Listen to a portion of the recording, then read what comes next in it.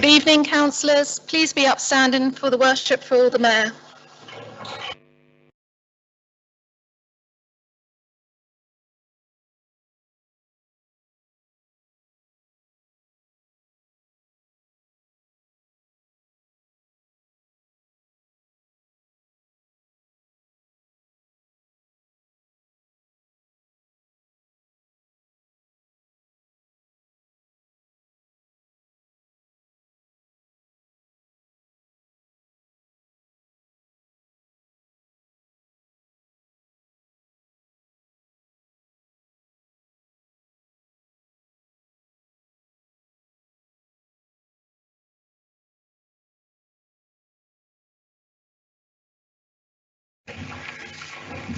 Okay, we pushed it. Please, thank you. It's heavy. Thanks. Thanks. As the Mayor, I would like to welcome councillors, guests, members of the public, and officers to this budget meeting for full council. Just a reminder that there are no scheduled fire alarm this evening. So, if the alarm sounds, please leave the building by the nearest exit. The meeting point is Buckner Road. The first item of business on the agenda tonight is declaration of interest.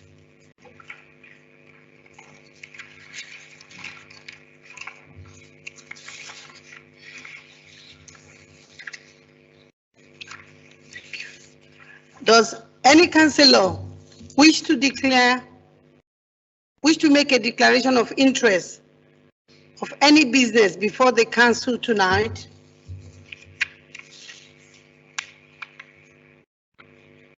Thank you. The next item of business is to agree the minutes of the last meeting. At the minutes of the council meeting held on the 25th of January, agreed as a correct record. Thank you. The minutes for 25th of January 2023 are agreed. Apologies for absence have been sent out on the order paper. If there are any more, please advise Democratic Services after the meeting.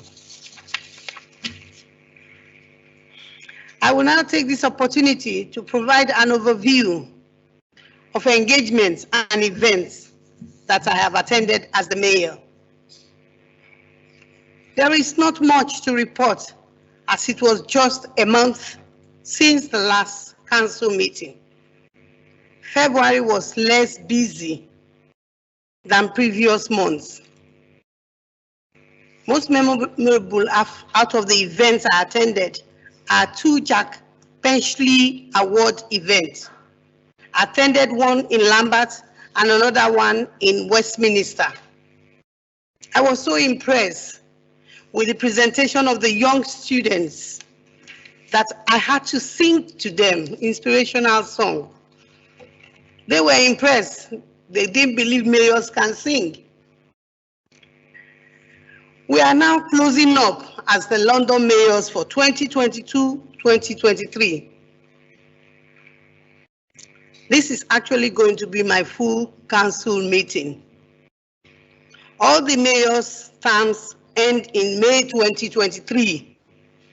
So we are all closing up and doing our best to at least be there for the people and then wait for the next mayor. We are all looking forward to the King's coronation on the 6th of May. So I'm hoping I will conclude my term in May 2023, other than May. Because most of the mayors are concluding in May 2023. I don't want to be left out.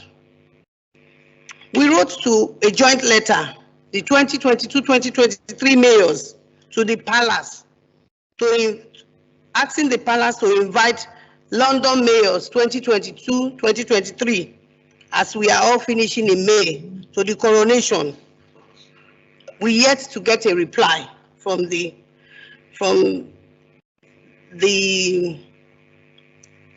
palace. One deputy lieutenant advised that we should go through the London Mayors Association, which we have done, the request. I don't have much to report more than that. We are actually looking forward to be there for the King Charles III. Thank you so much.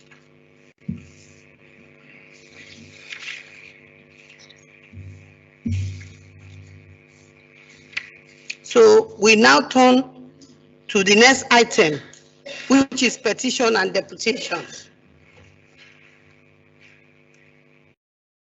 No deputation requests have been received in relation to the budget. Please indicate by raising your hands if you have a petition to present.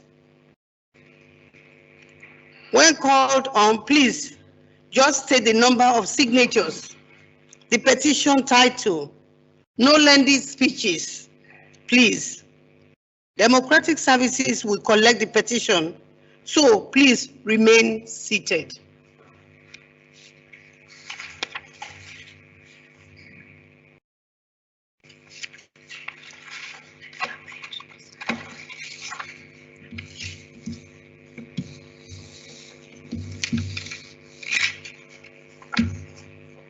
So it appears like there is no petition. We now move to the revenue capital budget 2023-2024 to 2026-2027, which is set out at agenda item 5 with Liberal Democrat Group alternative budget at agenda item 6 and the Green Group alternative budget at item 7. Before I open the debate, I want to remind everyone to be respectful to each other. Councillors will have different views in this chamber. So please avoid any heckling, unwanted personal comments, and general interruptions. This will enable me to ensure everyone listed to speak is heard. I would also like to remind all speakers of importance in sticking to time. This is a long list of speakers, and I want to ensure you are all heard. Councillor David Amos will have 5 minutes to open the debate. We will then hear from Councillor Matthew Bryan and Councillor Nico Griffiths, who will also have 5 minutes. This will be followed by a number of speakers set out on the order paper of up to 3 minutes each time. 3 closing speeches from Councillor Scott Ainsley, Councillor Ben Curtis, Councillor Claire Holland, who will have 5 minutes. Councillor David Amos, open the debate. You have 5 minutes, please. Thank you. Thank you, Madam Mayor. Tonight I'm presenting Lambeth Council's revenue and budget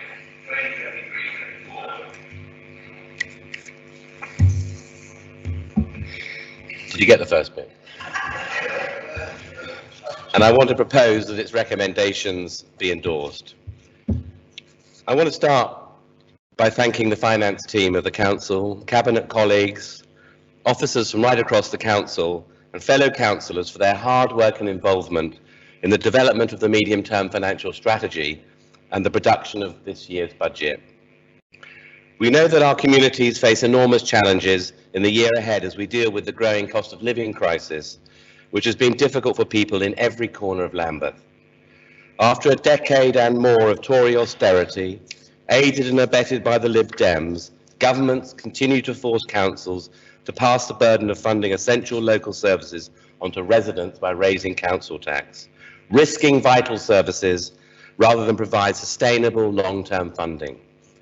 Lambeth is no different and has been forced by the Tories to raise council tax to cope with the increased demand for essential services and rising inflation so that we can maintain these services and stay on a sustainable financial footing. But we do not take such decisions lightly. We know council tax is a regressive form of taxation that has been long overdue a review, and that significant challenges remain for some of our most vulnerable residents. We recognise that the cost of living crisis continues for our residents who are struggling, and we are determined to do all we can to support those in greatest need. That is why we are putting forward a Lambeth cost of living budget. To help residents this year, we will launch a £2.8 million cost of living support package, and this will include more direct payments to assist people with their energy bills, widening our criteria for receiving financial support, and communal heating cost support for our most at-risk tenants. We're investing more into our emergency support scheme and expanding our free school meals provision. And we're committing an extra £3 million to make sure our hard-working carers get a fair day's pay. This, in addition to over £8 million of targeted financial support already distributed to those who are struggling. We've reduced the council tax bills of over 18,000 households to nil as part of our expanded council tax support scheme, one of the most generous in London. Our approach has been driven by our Labour values and a set of governing principles, delivering services to meet demand, income generation over cuts in services, protecting preventative services, and no compulsory redundancies, all underpinned by rigorous equalities impact assessments.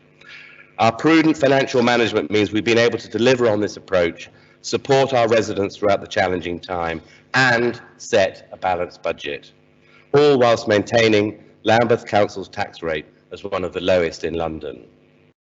This contrasts with the budgets from the opposition parties, the reality of which is that the Section 151 officer has advised Council that the Greens' alternative budget cannot be confirmed to constitute a balanced budget for next year, a damning verdict on a budget of financial chaos. The Lib Dems fare little better, with their proposals posing a significant degree of risk to the Council. So alongside providing essential day-to-day services and cost of living support, Lambeth Labour's budget delivers on the priorities of the people of Lambeth. Firstly, tackling the climate crisis by investing millions of pounds in decarbonising buildings, schools and leisure centres, retrofitting council housing and delivering one of the UK's biggest active travel programmes. Secondly, improving leisure services by bringing leisure centres back under the control of the council with improved benefits, free swimming for children under 11 with further concessions for children under 16. And thirdly, investing in our parks and green spaces, planting 5,000 trees, delivering the biggest tree planting programme in the history of this council. Our budget this year, Madam Mayor, is all about standing up for those who have been hit hardest by the cost of living crisis. The budget proposals which we have developed will make a real difference to the households that are struggling the most. I commend our budget to Council, a budget that reflects our Labour values, builds on sound financial management, and is on the side of local people during difficult times.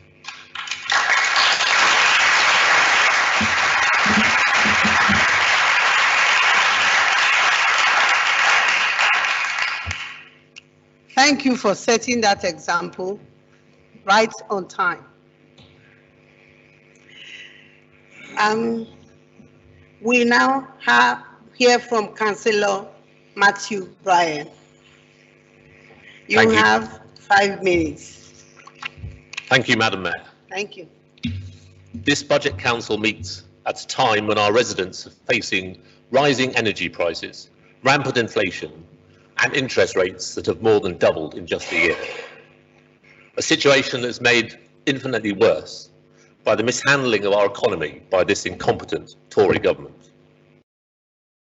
As the report mentions too, this is the 5th year in succession where local authorities are receiving a funding settlement for 1 year only.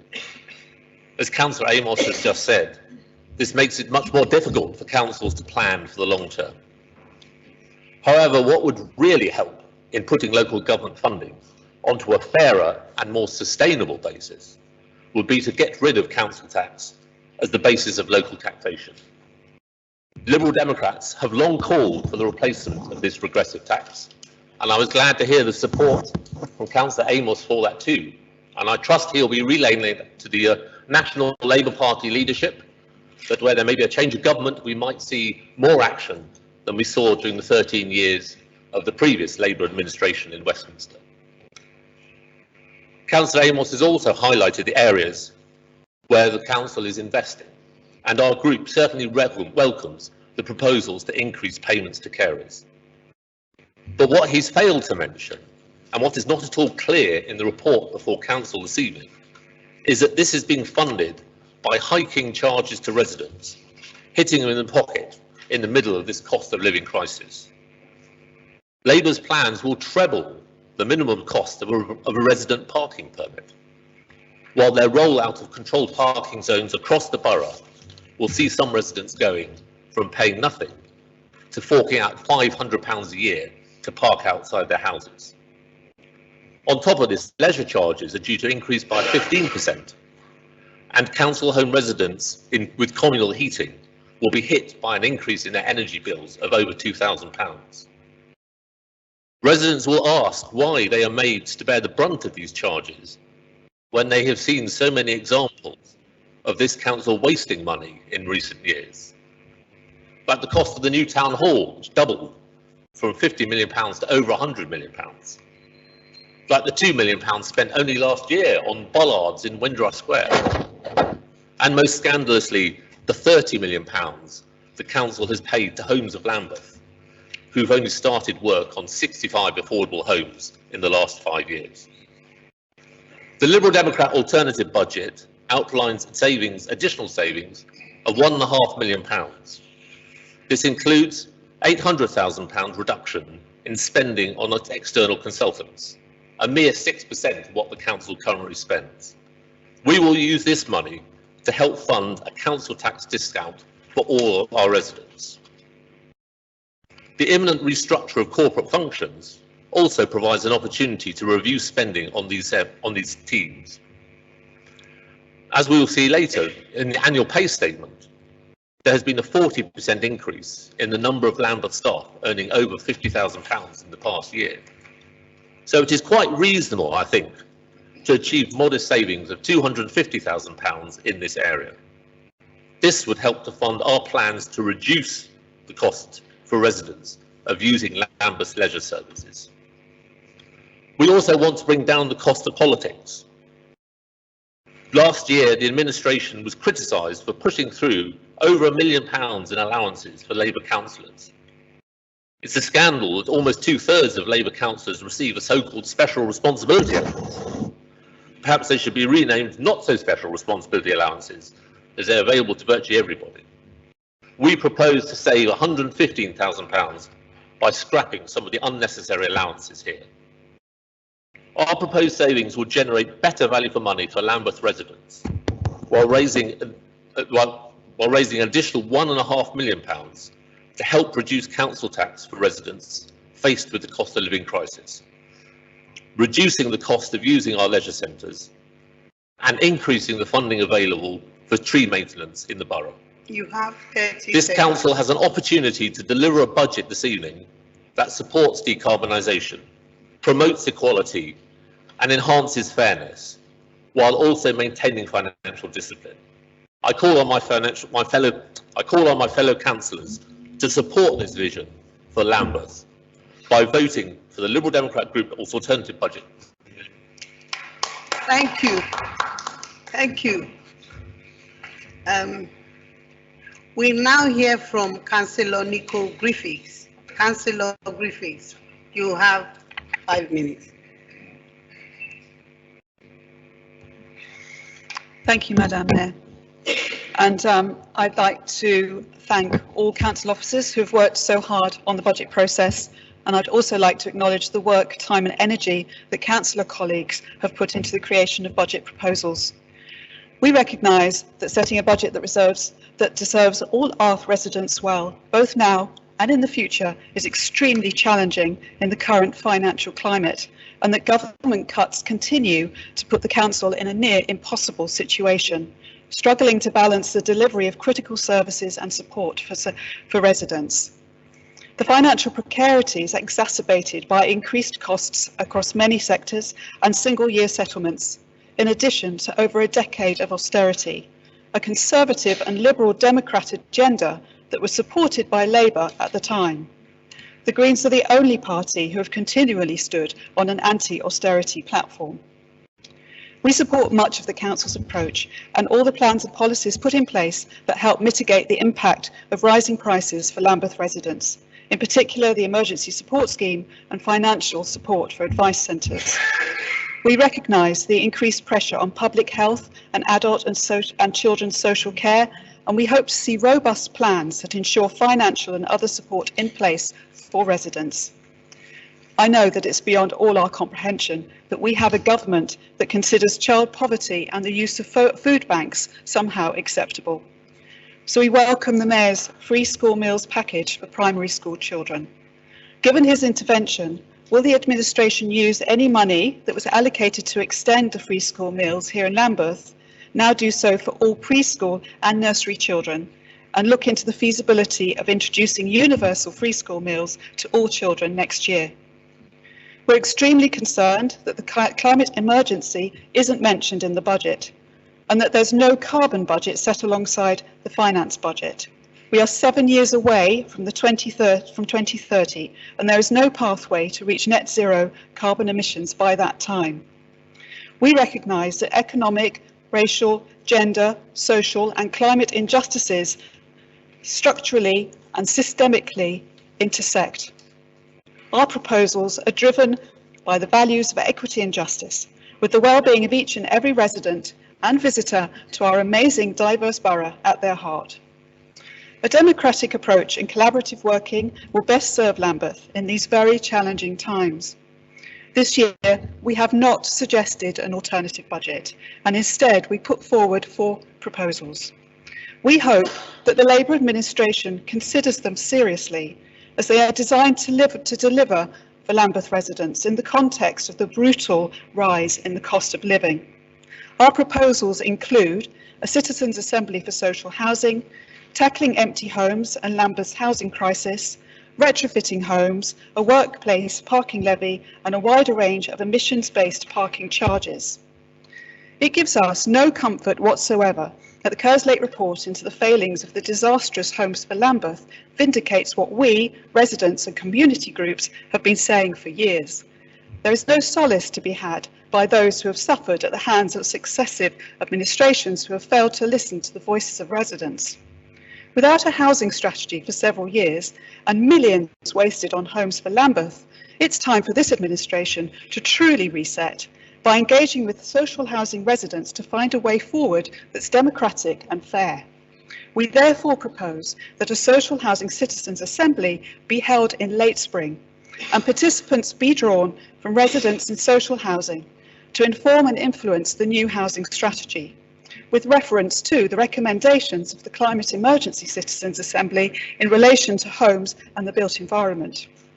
Thousands of families remain in substandard housing, whether it be temporary, private or council.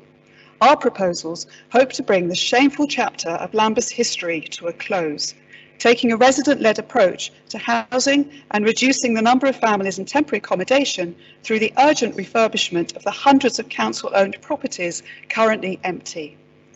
No doubt Labour will vote against the Green proposals this evening, simply because the ideas come from us.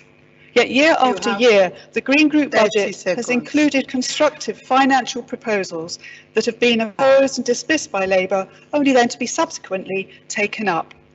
This includes our calls to address the multiple failings of Homes for Lambeth and adopting a new approach to social housing.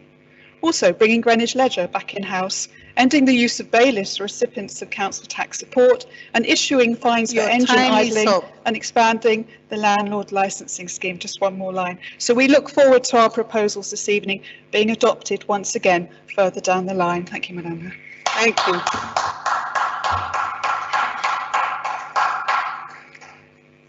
Thank you. We have a lot of speakers, so please keep to time. We will now hear from Councillor Jim Dixon. Councillor Jim Dixon, you have 3 minutes. Thank you very much, Madam Mayor. So there we have it. The opposition parties, both of them, are proposing budgets which take a big risk with the council's and residents' finances. And for the Greens, frankly, it would have been a surprise if they'd placed something before us which didn't have lots of red flashing lights from the Director of Finance all over it. And that may be why they're no longer the main opposition party in this council, because the people of Lambeth have seen through them and other Green councils around the country because they're not serious. For the Lib Dems, it's a bit more mystifying. They're the party that claimed balancing the books was so important that it signed up for years and years of Tory austerity.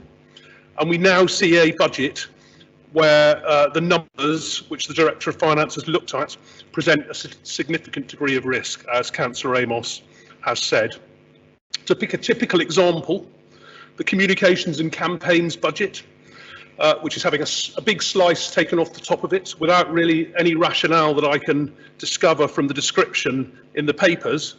And I think we all can guess that for the Lib Dem councillors, a gleeful cut during March will be succeeded in October by complaints that the council is failing to provide enough information for local residents or hasn't engaged enough on residents' parking permits as we move to an ambitions-based system. So I really think that we need to take some of the proposals with a pinch of salt. By contrast, Madam Mayor, I'm really proud that despite huge cuts in government funding in an area I know well, adult social care, and Care England this morning told us that there was something like a £2.3 billion gap between what we need nationally to spend on adult social care and what we've got.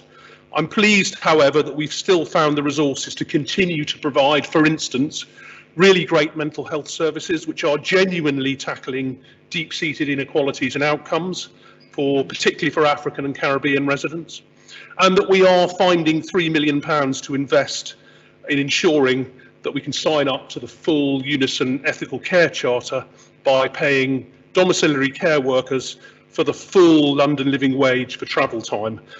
Our hard-working carers went above and beyond to support the most vulnerable communities during COVID, and now they need our support with the cost of living crisis we are delivering. You have 30 seconds. Thank you. Unlike opposition budgets, all these investments in well-being and the health of Lambeth residents are fully signed off.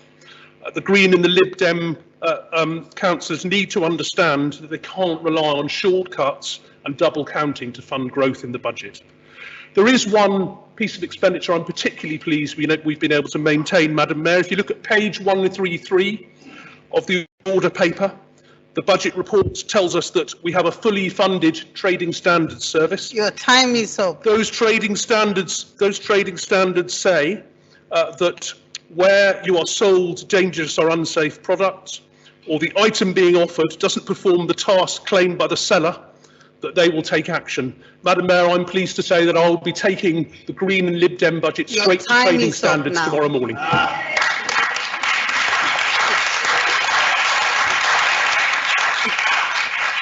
Thank you. Sorry, please keep to time, speakers. Councillor Tina Valcasel. Councillor Tina Valcasel, you have 3 minutes. Thank you, Madam Mayor. Thank you. The cost of living crisis is affecting people in every corner of Lambeth, from every walk of life. So I am glad that the Labour administration is putting forward a budget which focuses on those who are struggling the most. As policy lead for disability, I know that disabled people are among the hardest hit by the cost of living crisis. According to the Resolution Foundation, disabled people in the UK are much more likely to struggle to heat their homes and cut back on food this winter and during this cost of living crisis.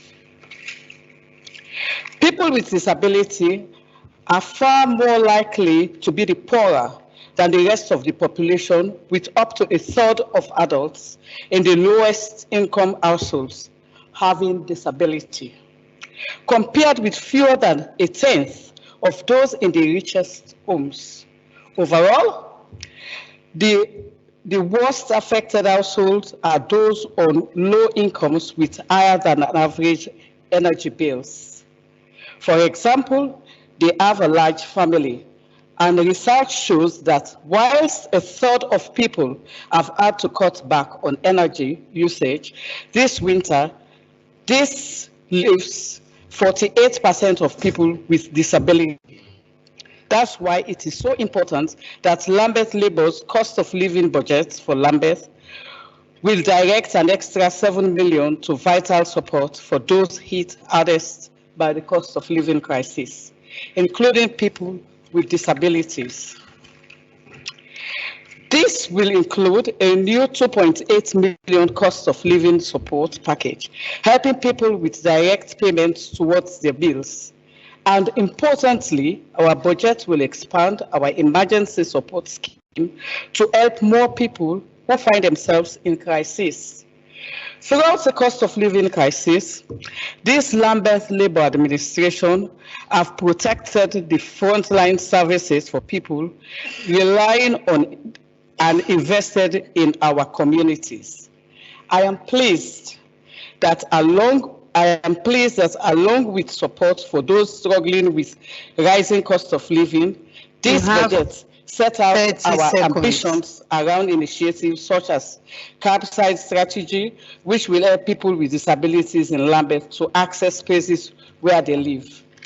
I am proud to support this Lambeth Labour budget, which is on the side of people in Lambeth, and I will help alleviate the cost of, which will help alleviate the cost of living on most vulnerable communities. Thank you.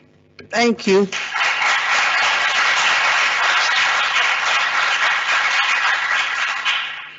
We will now hear from Councillor Ben Kind. Councillor Kind, you have 3 minutes. Thank you, Madam Mayor. Lambeth Labour's budget this year is all about standing up for those who've been hit hardest by the cost of living crisis, and fundamental to this is the right of every child to receive a good education. Free school meals are an essential part of ensuring every child has a fair start to life, and Lambeth Labour has repeatedly committed to that, stepping in to support families during the holidays when the Tories wouldn't, and passing our Labour motion on the right to food last October. The benefits of free school meals are clear. Children who have access to healthy and nutritious meals are more likely to perform better in school, have better concentration, and have fewer behavioural problems. The Tory and the Lib Dem government in the coalition years made devastating cuts to education and youth services, like when they abandoned the last Labour government's universal free school meals pilot, or the 26% cut to Sure Start centres the Liberal Democrats facilitated, taking away the essential support for families and children. As always, you won't hear a single word of apology from the Liberals for that tonight, just like what you won't hear them utter the lines from the Section 151 report that their budget would put a significant degree of risk to the council. And you can forget the Green Party budget that yet again lacks any financial credibility as an unbalanced illegal budget. It's the Labour Mayor of London and London Labour councillors that have worked together to ensure all primary school pupils will get free school meals in the next year. It's Labour in Lambeth that have put £2.8 million together for a cost of living support package that will make direct payments to families struggling to pay their bills. And contrary to Councillor Griffiths' assertion, it's Councillor Donato Sanyanru and Lambeth Labour that have spent years now working on bringing leisure centres back under the council's control, doing the hard work to introduce swimming for children and expanding access to sessions for children with disabilities and children in care, because these are the right things for us to do. Children who have access to quality social services are more likely to have positive mental health outcomes, perform better in school, and have better long-term life outcomes. So it's great that Lambeth Labour tonight is committing additional investment into children's social care. Don't forget, it was the Tory and Lib Dem coalition government that set the course for austerity, making those damaging cuts to children's services and cutting the support for vulnerable children. And even now, the Tories won't put the money in. We need £2.6 billion for social care in England, and they'll only put 10% of that together. Here in Lambeth, we don't underestimate the scale of the challenge we face. We're protecting the frontline services people rely on and investing in our communities. We're committed to restoring and expanding children's social care in Lambeth as we move forward on our improvement journey so that no child falls through the cracks and every child has access to the kind of support they need to reach their full potential, whether that's in school or in our leisure centres. It's Lambeth Labour that prioritises the needs of our children and invests in their future in this budget because it reflects our Labour values and we're on the side of local people during these difficult times. Thank you.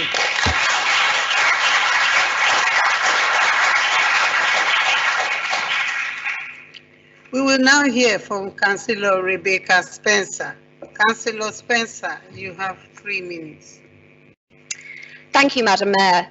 I'm pleased to be making my first speech in the Chamber in support of a Labour budget which will help people in Gypsy Hill struggling with this cost of living crisis. One of the hardest parts of being a councillor is explaining to residents and community groups that we might not be able to invest or give the money needed for so many important facilities and schemes, things which would improve the lives of residents, simply because there is not enough money to do everything we want to do. There's one reason why there is not enough money, because the Tories have been in power for 13 years, propped up by the Liberal Democrats for 5 of those years.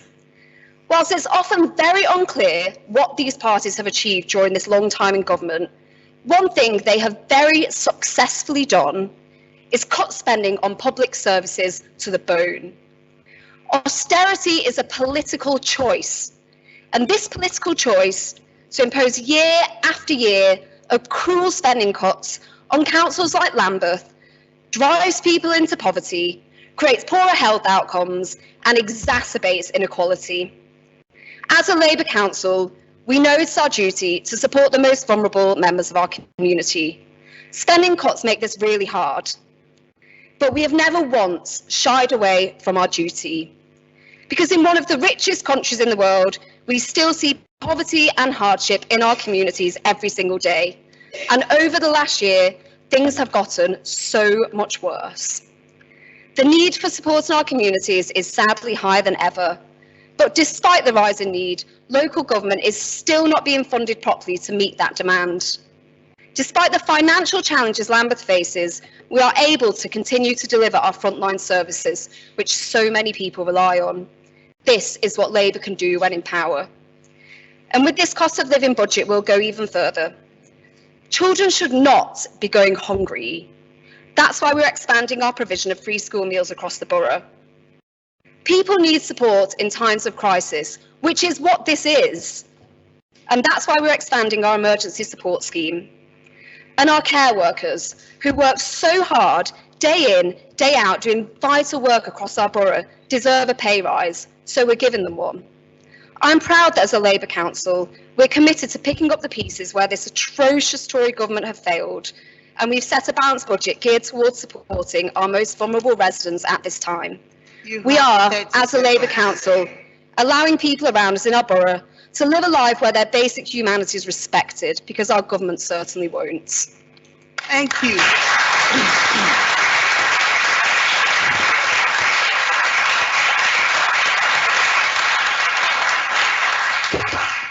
We will now hear from Councillor Deepak Sadiwal.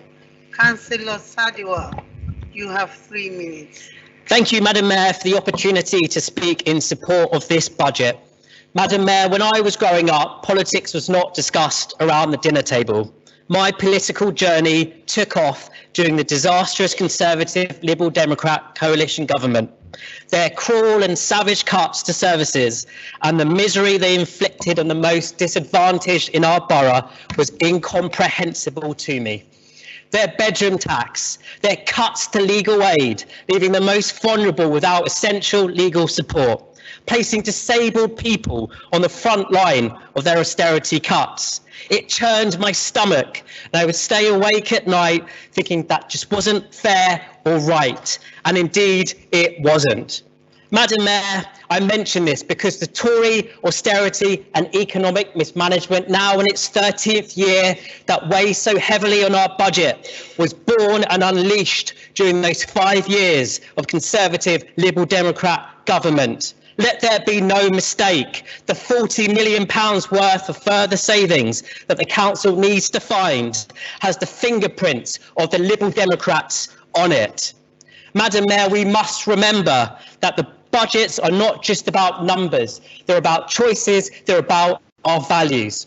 That is why I'm proud of the budget before us. In the midst of a profound cost of living crisis, Lambeth Labour is putting people and vital services first, cushioning the impact of rocketing prices for those at the sharpest end of the crisis, and protecting the frontline services that matter most to our residents at a time when people need us to be there for them.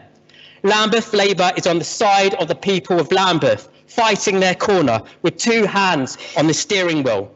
Madam Mayor, during tough times it would be all too easy for the council to retreat and to narrow its horizons as to what we can achieve in Lambeth. This bold budget in front of us does not do that. As well as responding decisively to the immediacy of the cost of living crisis, it is continuing to invest in Lambeth's communities and for the future.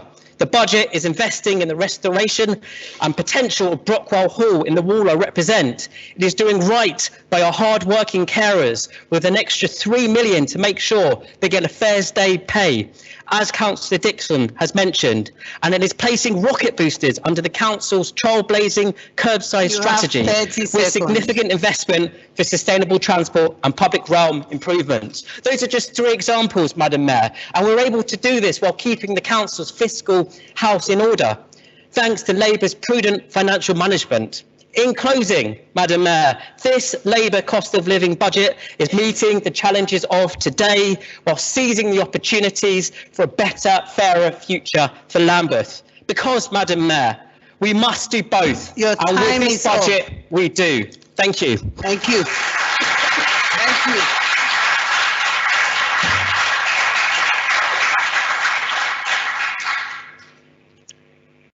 We will now hear for Councillor Donna Harris. Councillor Harris, you have 3 minutes. Thank you, Madam Mayor. The 2022 Lambeth Health Profile revealed life expectancy in Lambeth has dropped to its lowest level in 10 years for both men and women. The number of residents living in poor health has also increased dramatically over recent years. Part of the solution is to encourage people to become more active and exercise. That is why, as part of our alternative budget, the Lib Dem group want to freeze charges for users in our leisure centres in 23-24, rather than increasing them by 10 to 15% as proposed by the administration.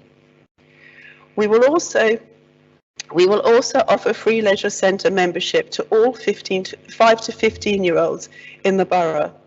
The child-friendly Lambeth survey tells us children and young people thought having free or more affordable leisure facilities would be the most effective way for them to become healthier. By giving our children free membership, we will deliver on this and encourage children to develop long-term positive lifestyle choices. We also want to address the fact that residents in Streatham are paying more to swim, use the gym and play badminton than if they lived in Brixton. The Lib Dem group believes it is only fair that residents in different parts of the borough pay the same price, regardless of which leisure centres they use. Therefore, we are proposing to harmonise Lambeth's pricing over the next 3 years. I hope my fellow Streatham councillors will stand up for Streatham and support our proposals. The Lib Dem group is also advocating for action on period poverty. We are told that the spend on period poverty and products over a lifetime can be as much as £5,000. Evidence suggests that women and girls are struggling to afford period products, with some being forced to use tampons or pads for longer than the recommended period, and also using tissues or doubling up their underwear. An ActionAid survey in 2022 showed those who struggle to afford period products in the last 6 months that 75% said they prioritised spending spending money on food. 49% prioritised gas and electric, and 31% prioritised fuel, and 1 in 10 of them used a food bank to obtain period products. That is why the Lib Dem group are advocating Lambeth Council to join other councils across the country, including Southwark, Surrey, Oxford, Greenwich and Lib Dem controlled Sutton, who have all committed to providing sanitary products within council-run buildings. Our proposal for Lambeth to make period products available in council buildings in 23-24 will cost just £22,000, but will make a huge difference in tackling period poverty throughout our borough. Thank you, Madam Mayor. Thank you. We will now hear from Councillor Isla Rathmel. Councillor Rathmel, you have 3 minutes. Thank you. I would like to start by congratulating my colleague Councillor David Amos for delivering a budget that not only does not cut frontline services, but increases support to the most vulnerable people in Lambeth, while keeping us on a secure financial footing. A fantastic achievement given the very challenging financial circumstances largely created by successive Conservative governments, with a bit of help from the Lib Dems. So this is a balanced budget, but is also a green budget, unlike the Greens' unbalanced budget. One key aspect of its green credentials is the emissions-based charging parking policy, one of a number of policies alongside pioneering policies such as the curbside strategy, which aim to revolutionise the use of public space in Lambeth, so it is for the benefit of all, not just for those who drive. Emissions-based charging expands the number of charging bands and increases charges for drivers, with vehicles with a higher emissions profile being charged increasingly more across the new 13 bands. This policy will change and save lives. We know that despite recent improvements in air pollution in London, the pollution is still too high, that thousands of people die prematurely each year in London as a result of air pollution, that too many people suffer from poor health, including the children in our schools. We also know that 26% of Lambeth carbon emissions come from road transport. Given this, it is only fair that the more you pollute, the more you pay. This policy also removes perverse incentives. It is currently cheaper to park some types of cars than it is to park a bike, which do not pollute and take up a fraction of the space for a car, and we hope that many residents will be encouraged to consider cycling, public transport or less polluting vehicles as a result of this policy. This is also a progressive policy. We know that residents on lower incomes are less likely to drive. We know that 60% of residents in Lambeth do not drive at all. In Vauxhall, which I represent, 70% of residents do not own a car. Despite this, Vauxhall has some of the worst air pollution in London. Of course, many residents need to drive, such as disabled residents who will not be affected by these changes, while others will be supported to change vehicles by programmes such as the Mayor's Scrappage Scheme. We will also assist drivers to budget by introducing a monthly payment scheme. Meanwhile, in conjunction with our curbside strategy, more space will be made for bike hangers and electric vehicle charging points. Indeed, we have pledged to create 5,000 bicycle spaces over the course of this administration. We will do all we can to ensure there is always a viable alternative to travelling by car. In conclusion, this policy will save and change lives. I'm proud to commend it here today as part of a budget which will help the most vulnerable in Lambeth while keeping us on a secure financial footing. Thank you.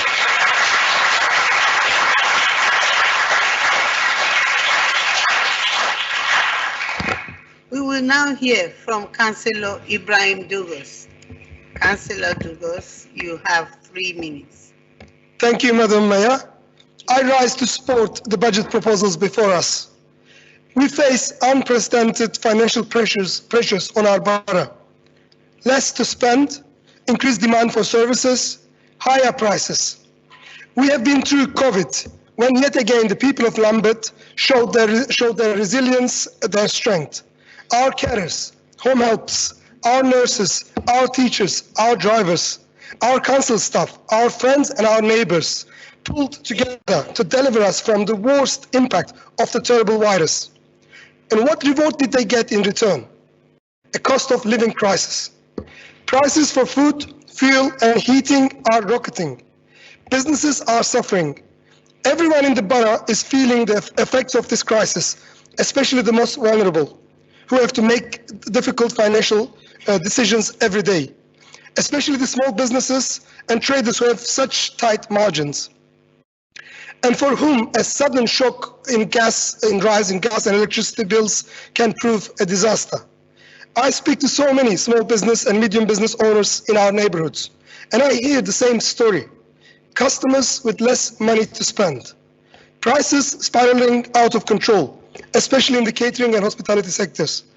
Brexit means fewer people to work in our shops, pubs and restaurants.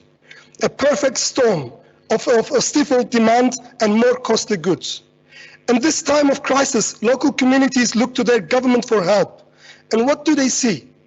Certainly not a decent pay rise for public sector workers, which would mean local people with more to spend with local businesses. Certainly not real help with business rates or mortgage rates. Certainly nothing to help with rationing in our supermarkets and chaos in the health service. A government which wasted £30 billion on a budget which sent the economy crashing. People look to the government, but the government is looking the other way. Our Labour Council now holds the dented shield, standing between local people and disaster. London Borough's core spending power is still 18% lower in real terms than in 2010 and 11, according to research by London councils. We are dealing with the greater social costs with less money to spend. In these terrible circumstances, largely forged on Whitehall, it is right that Lambeth Council prioritises the frontline services on which people depend. It is right that we offer children free school meals so no Lambeth child goes hungry in one of the richest cities on earth. It is right that we focus on the most vulnerable communities, households and citizens. It is right that we strive to eradicate waste in the system. For every pound wasted, is a pound stolen from a vulnerable person. It is right that we direct as an extra £7 million to help people through the cost of living crisis on top of all our help. It is right that we imbue our every act and deed with our values of social solidarity and social justice. That's what being Labour means. Thank you.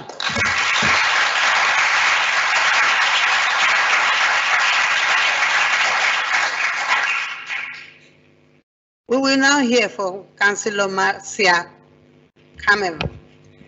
Councillor Cameron, you have 3 minutes. Thank you. Madam Mayor, local authorities up and down the country have suffered 13 years of underfunding from central government. This has hit families across Lambeth the hardest, depriving services that support our most vulnerable. And nowhere has been more acutely felt than within adult social care. We know that deprivation and poverty have a huge impact on people's health outcomes. This, combined with the disaster of the Tories' economic mismanagement, is plunging more families into worsening situations. Some of us in this chamber and many of our residents will remember a time when the Lib Dems and Tories continually tried to force us to spend our council reserves.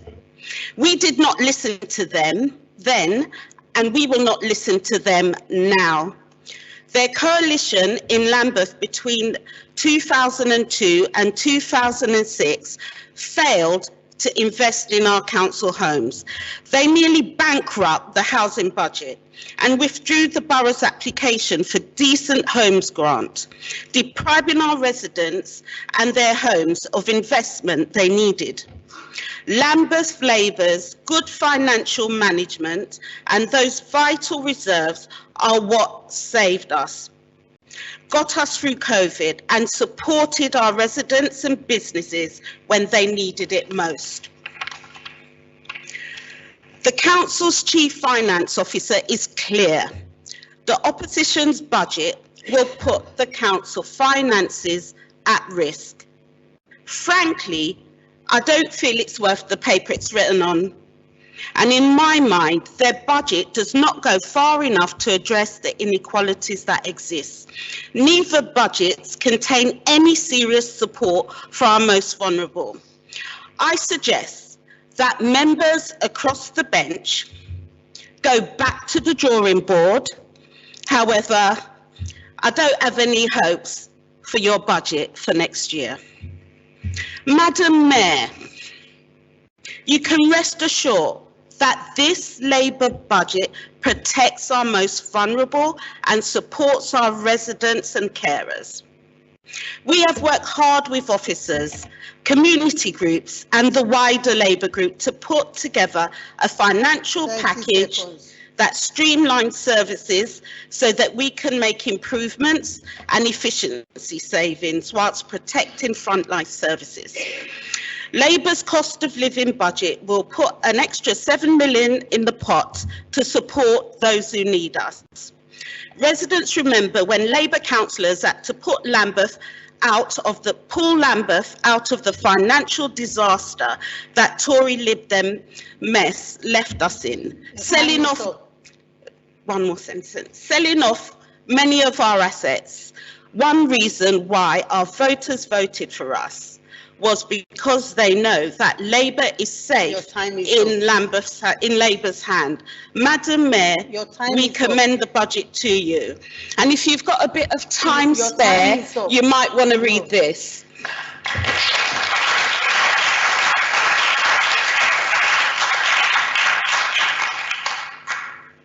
Thank you. Please keep to time. We now hear from Councillor Tom Rutland. Councillor Rutland, you have 3 minutes. Thank you, Madam Mayor, and I'm pleased to speak tonight in support of the Labour administration's budget, which is firmly on the side of people in Lambeth. It's all about standing up for those who've been hardest hit by the cost of living crisis, from expanding our emergency support scheme and free school meal provision to increasing the pay of our hard-working carers. And all of this has been done alongside prudent financial management, protecting frontline services and our neighbours who depend on them. That might sound dull, it might sound par for the course, but it isn't. Producing a balanced budget that meets the challenges our residents are facing is no mean feat. It's a mammoth task that's been made harder every year since 2010, when austerity was forced onto local authorities like Lambeth by the Conservative and Liberal Democrat coalition. The Liberal Democrats might have been out of power in Westminster for 8 years, but they've managed to leave a legacy beyond just carrier bag charges, because the path they set us on today, the path they set us on in 2010, has led directly to the situation we find ourselves in today. Almost 60% less funding than in 2010 and more statutory responsibilities than ever before. No mention of that, of course, in their budget proposals. Just criticism of the council for raising council tax, ignoring, of course, that the central government funding allocations assumed that councils will raise council tax by the full amount, effectively forcing us to take this decision to protect services for residents. And of course, their Lib Dem colleagues in Sutton, Richmond and Kingston are having to do exactly the same. So what else is in the Lib Dem proposals? Half-hearted, fence-sitting, have-it-both-ways criticism of low-traffic neighbourhoods and pollution-based parking charges, but of course, no commitment to actually reversing them. That would require taking a position on them. 4 pages later, sticking plaster proposals on engine idling.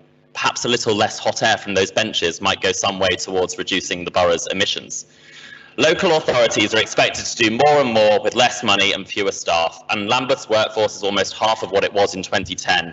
But that's not far enough for Lambeth's Liberal Democrats, whose budget proposes removing more capacity to deliver our vital public services by slashing staff numbers further and even taking away the desks from those who remain. Madam Mayor, theirs is not a serious plan for Lambeth. 24 pages without a single proposal to tackle the housing crisis. Nothing to say about social care, not a word on temporary accommodation. Contrast that with Labour's budget. An extra 7 million of support for those struggling to get by, on top of the 8 million that we've already distributed. 35 million a year to improve conditions and fire safety across Lambeth housing. 10 million pounds of investment in our fantastic parks and green spaces. That is the difference that Labour in power makes. Here in Lambeth, we're doing it against the odds. And let's bring on the next election so that we can do it across the country. Thank you.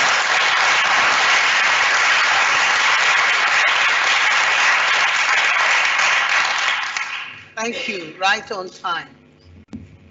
We will now hear from Councillor Nanda Manley-Browne. Thank you, Madam Mayor. As a lifelong Lambeth resident, an NHS worker and a single mother whose daughter continues to outgrow her clothes, has an appetite like most developing 8-year-olds do, and yet I find that my grocery shopping no longer lasts as long, I can understand firsthand the pinch and squeeze that increased living costs are having on everyday life.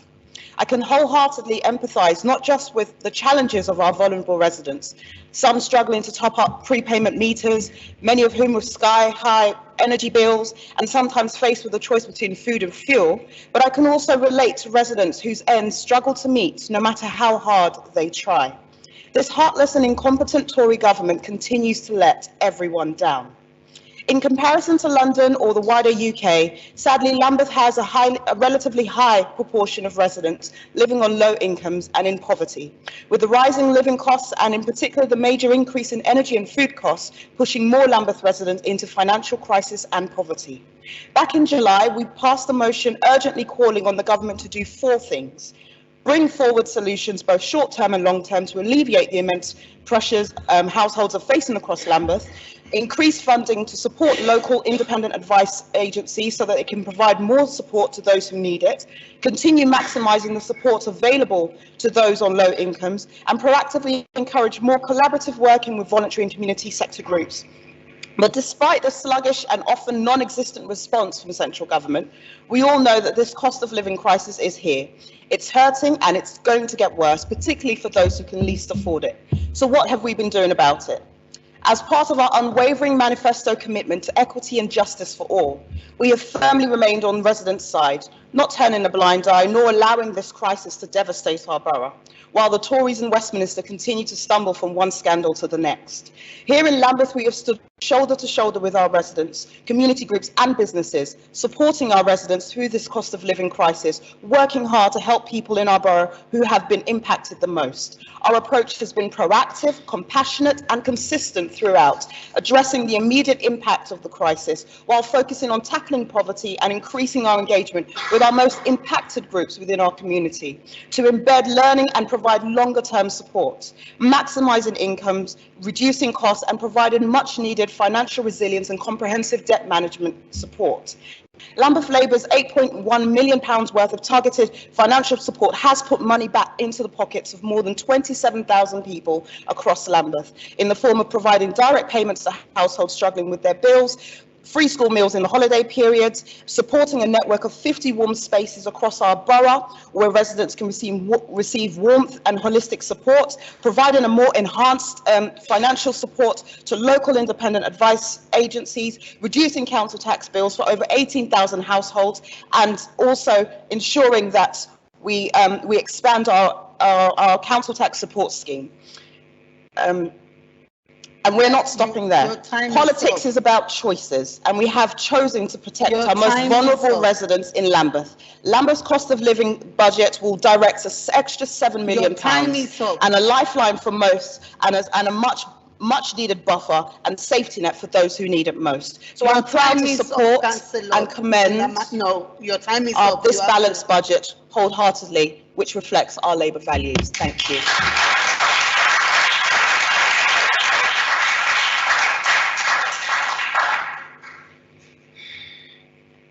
Thank you. We will now move to the close of the debate and hear from Councillor Scott Ainsley. Councillor Ainsley, you have 5 minutes. Please keep to time. Just like to remind some Labour councillors here tonight who are newly elected that Labour were silently complicit, if not voting for austerity at the time. So check your facts before. And I think also Labour need to sort of get their own house in order before they go throwing stones. I completely agree with what has been said about Tory austerity. It's been an absolute shambles. But when good people stand by and do nothing and are silently complicit, just look at your own house, but get your own house in order. Look, you have 53.5% of the vote, yet you've got 92% of the seats. Preparing an alternative budget, it's difficult to wiggle some of the information out of officers. I wasn't going to mention this, but I'm going to mention it given some of the things that have been mentioned tonight. There is, according to the annual infrastructure funding statement in last year, there's over 61 million in the Section 106 and SIL fund over a year ago, 38 million of which is unallocated. Lambeth are sitting on a heck of a lot of assets, and they should be sweating those assets to help further the plans and protect the most vulnerable in our borough. We're only one of 7 boroughs in a prominent slice of central London, but we're hemorrhaging money, leaving slices vacant across the borough. Now look, everyone here will agree that Lambeth residents need safe, social and truly affordable housing. We all have the right to clean air and a richer, greener environment, to efficient green transport and support through the cost of living crisis. The Greens' proposals would help secure this, and we're happy to work with all members in this room. We won 22% of the vote last year. Will this ever be reflected in Labour's approach to this budget? I join Councillor Griffiths in expressing our regret that we find ourselves in a political Groundhog Day every year. Our proposals dismissed only to be adopted without any acknowledgement. Is this really serving the best interests of our residents in solidarity against such an uncaring government? Last year, Green Councillor Pete Elliott said, estate regeneration and Homes for Lambeth are costing people their lives, homes and communities. We need to wind up HFL and give the hundreds of households in temporary accommodation and regen estates permanent secure tenancies. We asked officers how much it would cost to bring HFL in-house. This was rejected, dismissed, unfeasible, unbalanced. But Lord Kerslake agrees with us, and a year later this is exactly what is happening. Millions could have been saved if this was accepted at the time. By hanging on doggedly to HFL, Labour put officers in an impossible position, unable to cost our plans. The Citizens' Assembly said they wanted the Council to go further, faster in getting to net zero. The Local Government Association estimates almost 2,000 jobs will be created in Lambeth by 2030 in the low-carbon sector. The Kerslake report agrees with us and recommended rolling out a training package for all staff in low-carbon development. Kerslake also recommends building to low-carbon standards now, making that investment, providing a long-term investment to residents and the communities as a whole, reducing the need for costly retrofit in the future, energy-efficient homes, lower bills, and providing positive quality of life. Climate change is only mentioned twice in all the budget documents. If it's not in the budget, it's not going to happen. Show more political leadership in this. We have been engaging with officers about accelerating retrofit and to set higher environmental standards for homes and public buildings. To deliver on net zero by 2030, Lambeth should be retrofitting well over 20,000 homes per year. As far as we're aware, less than 50 have been retrofitted.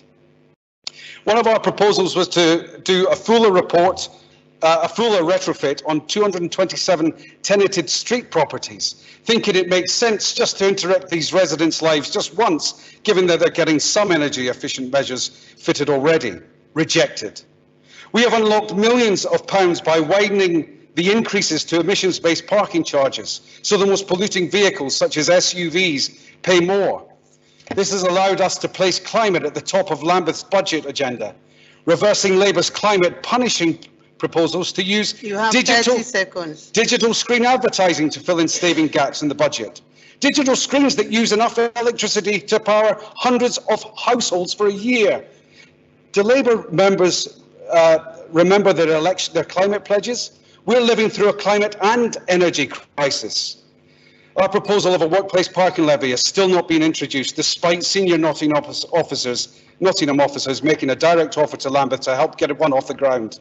The A23 is one of the most polluted roads in London, causing a public health crisis. One line, if I may, Madam Mayor.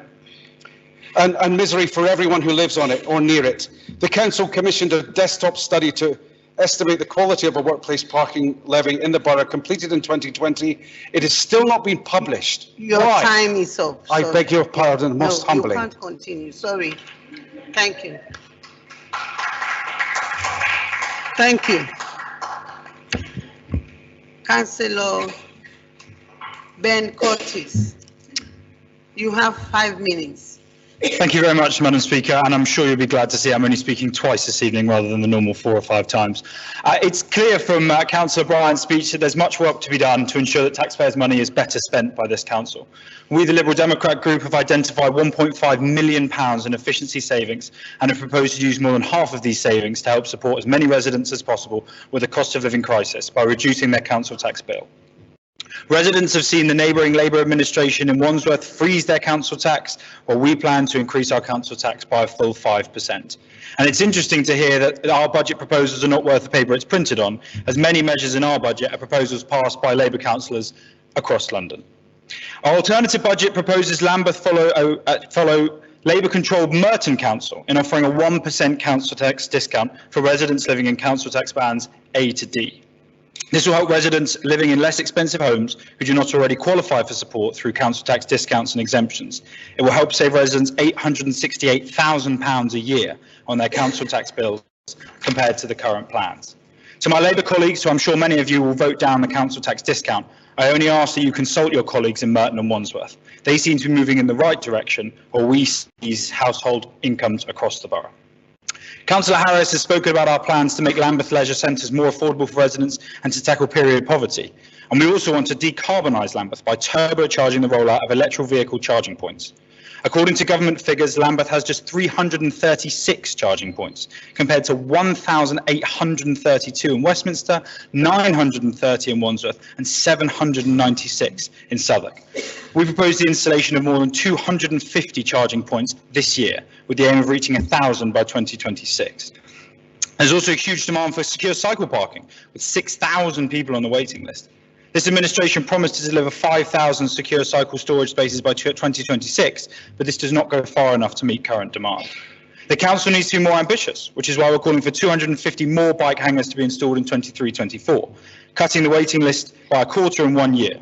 We also want to support the council's tree planting programme by increasing the tree maintenance budget by 30%. Nearly 1 in 3 new urban trees dies within their first year, and the Woodland Trust says this is because local authorities lack the resources to care for their newly planted trees. Our plans will ensure more resources are in place. Finally, I want to highlight a key Lib Dem proposal to democratise decision-making in Lambeth. Currently, all decisions about spending are made centrally by the administration here in Brixton, and we want to introduce a £3,000 a year local area fund for each ward councillor to improve their local community, whether it's funding new benches or giving grants to local charities and community groups for small projects that can really make a big difference. Each councillor represented here has a democratic mandate from the people in their ward, and we believe they should have more power over decisions in their local area. In closing, the Liberal Democrat alternative budget would achieve the objectives that we were elected upon, of decarbonisation, equality and fairness, while also maintaining corporate fiscal discipline. Our plans would ensure taxpayers' money is spent more efficiently by giving a 1% council discount to residents most acutely affected by the cost of living crisis. My message to colleagues on the Labour benches is, how can you justify to your constituents voting against these plans, many of them adopted by other Labour councils, to give them a council tax discount, help decarbonise our borough and improve the health and well-being of residents from Waterloo to West Norwood? Thank you. Thank you.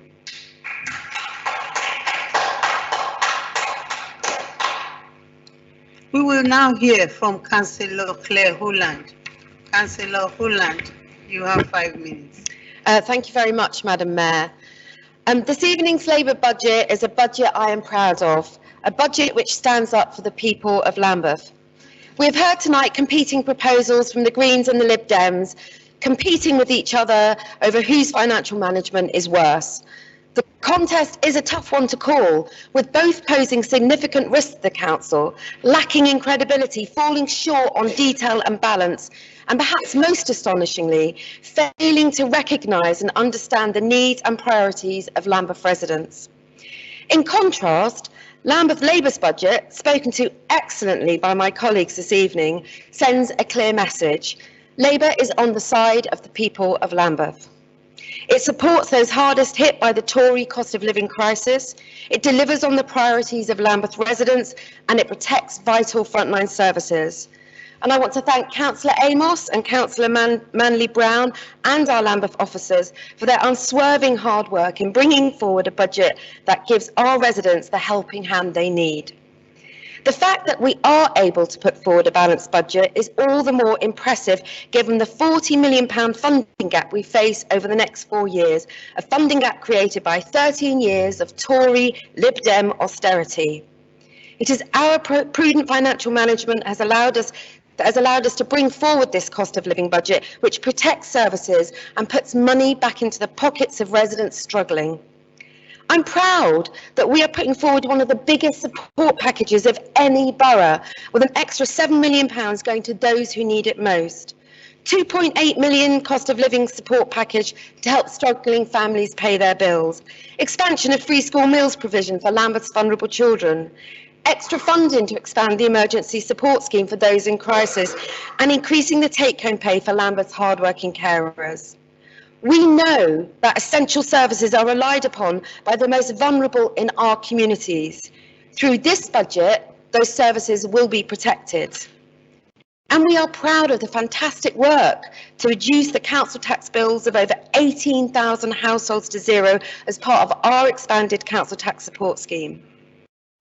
But our support for our residents does not end there. We're investing 35 million every year in improving the homes for residents.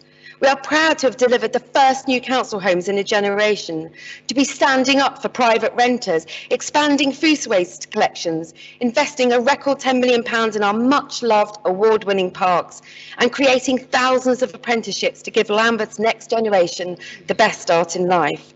And today we announced more investment in health and leisure for local people, with free swimming for under 11s at the heart of our offer for an expanded and improved in-house leisure service. And as my colleagues have so brilliantly set out tonight, we are a borough that continues to be radical and bold. We don't dither on the sidelines, moaning and complaining. We take action. And whilst we deliver social justice, we know we must deliver climate justice too. Our curbside strategy, that's been referred to the first of its kind in the country, central to our efforts to make our neighbourhoods safer and more equitable. Our £6 million sustainable drainage programme, bringing forward the biggest tree planting programme in the history of the council, delivering the UK's biggest active travel programme, and leading the way in air pollution reduction. While central government fails to take the net zero action we so urgently need, we will continue to invest in retrofitting and decarbonising our buildings, making people's homes warmer in the winter, cooler in the summer, and all the while lowering their bills. This is climate justice, ensuring the climate action we take is ambitious, fair and equitable, and focuses on reducing the burden of those who have the least. Madam Mayor, these are tough times for our residents and businesses in Lambeth. They need to know who is on their side, and this budget shows them that we in Lambeth Labour are. Thank you, Madam Mayor. Thank you.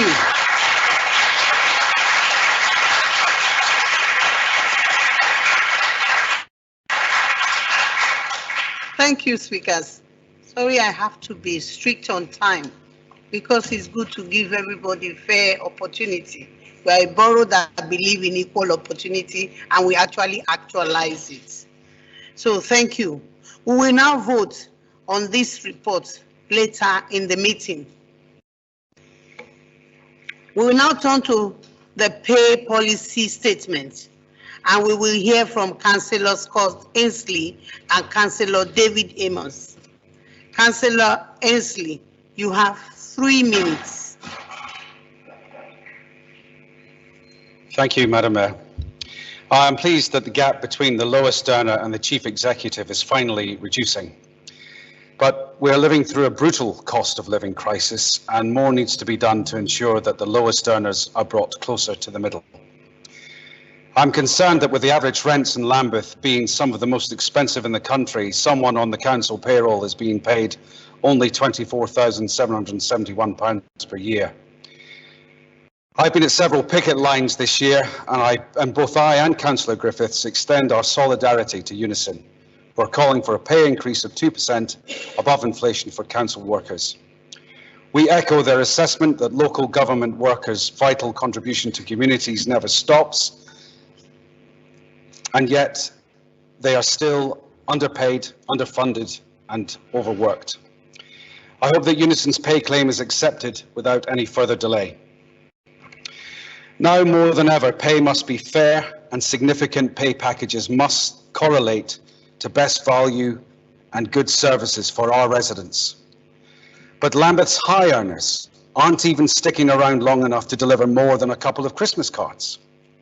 I was shocked to read that only 5 out of 34 of those earning over £100,000 have been with Lambeth for 4 years or more.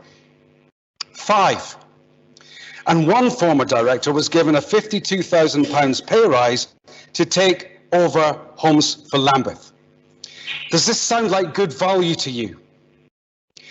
A skeptic would say that these employees are taking these high-paying jobs, not performing, then leaving before they have to face the music, or even worse, paid for failure.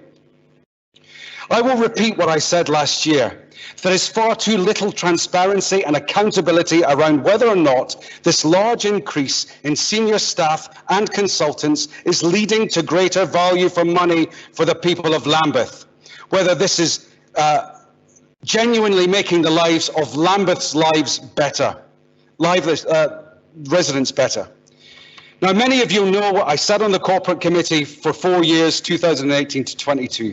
I raised many concerns about the massive increase in senior managers compared to the total workforce, and asked the interim director of Human Resources and Organisational Development to commit to far greater accountability around their performance, to find a way to show and prove that this is adding value to the people of Lambeth, that it is improving the services they receive on the front line. With senior management more than doubling and cost of them almost tripling over the past 8 years, the people of Lambeth need to know more than ever cold, hard evidence that they are getting their value for money. Show this evidence in your annual pay policy statement. Thank you. Thank you.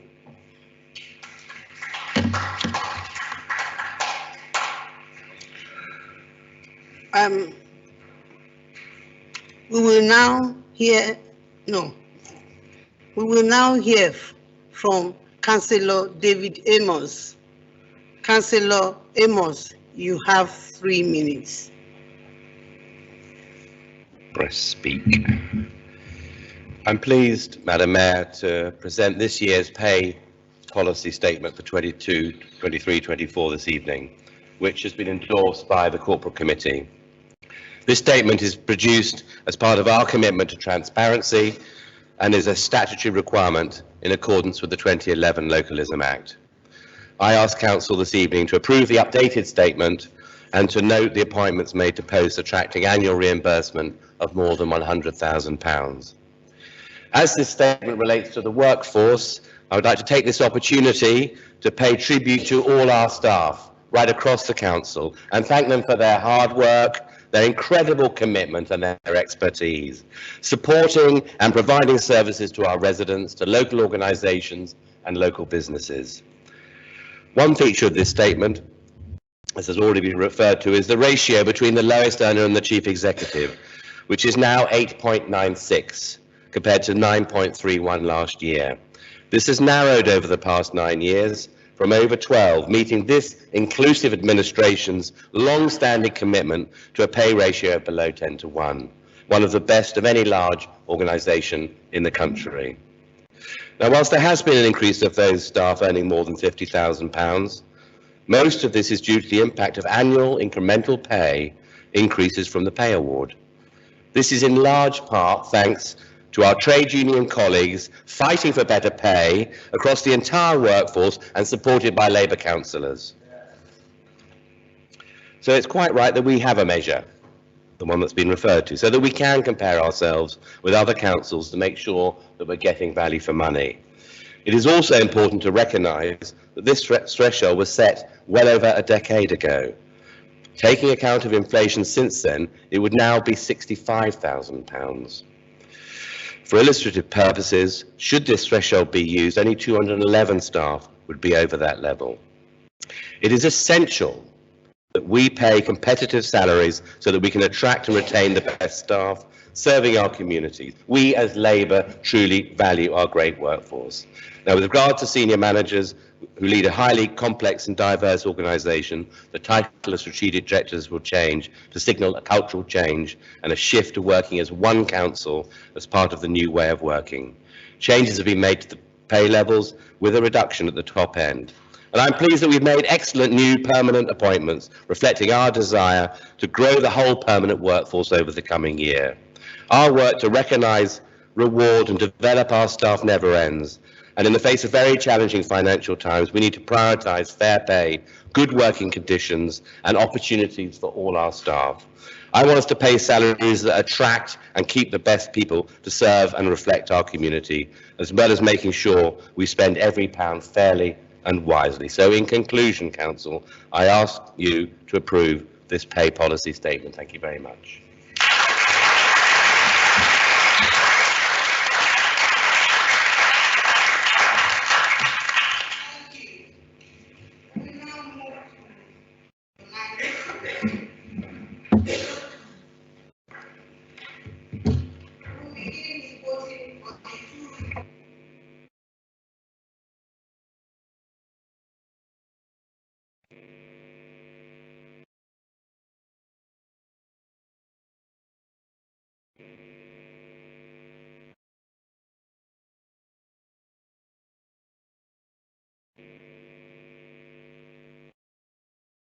But have you missed out number 9, item number 9? Councillor O'Hara, we'll take that after the voting on the budget. Okay, that's fine. Thank you. I'll start again. We will begin with voting on 2 reports debated. If there is no dissent, the recommendation will be carried. If there is dissent, we will move to a vote. You have 3 choices: voting for, voting against, or abstaining from voting. Tonight, we'll be voting by show of hands, starting with the Revenue and Capital Budget 2023-2024. As set out in the Constitution, the names of all councillors voting for, voting against, or abstaining on all budgets and council tax issues at the council budget meeting will be recorded in the minutes. The first vote is for the approval of the Greens alternative budget. Please raise your hands if you are voting for.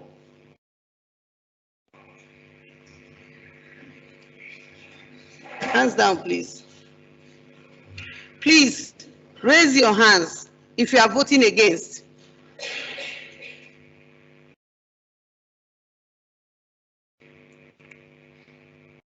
Hands down, please.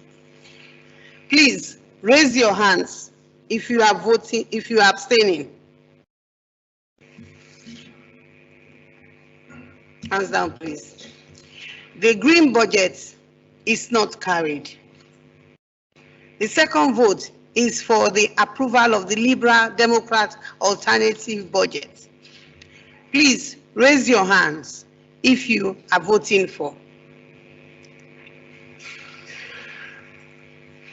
Hands down, please. Please raise your hands if you are voting against.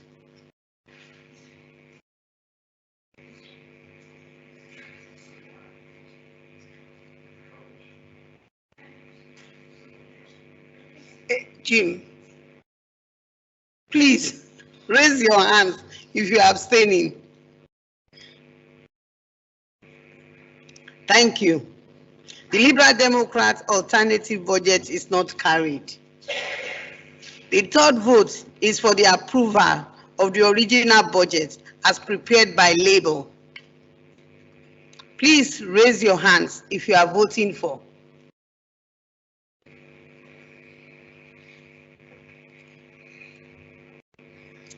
Hands down, please. Please raise your hands if you are voting against. Hands down, please. Please raise your hands if you wish to abstain. Hands down, please. Thank you. The Revenue and Capital Budget 2023-2024 is approved.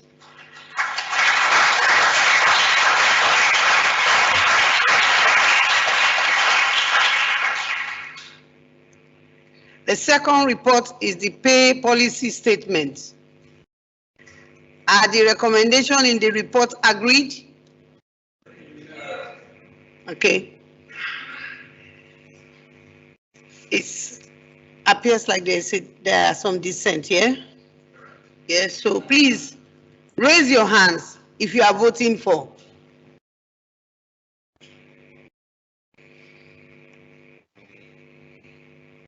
Hands down, please.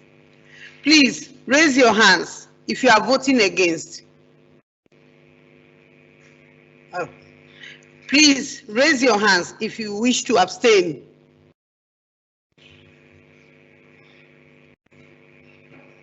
Hands down, please. The recommendation in the reports are carried. Section 85, Local Governments Act 1972, attendance, dispensation at the council meeting. We will now move to the final report on the agenda this evening, which was published this evening. The report relates to attendance at the council meeting. We will now hear from Councillor Nicole Griffiths, Councillor Ben Curtis, Councillor Scarlett O'Hara, Councillor Griffiths. You have 3 minutes. Thank you, Madam Mayor. I just wanted to say thank you very much to Councillor O'Hara for calling us and letting us know. And we just wanted to extend our good wishes to Councillor Jarnecki, and we really hope that everything goes well tomorrow and that he has a speedy recovery. So thank you, and thank you for being so straightforward with us. Thank you. That was a real good one.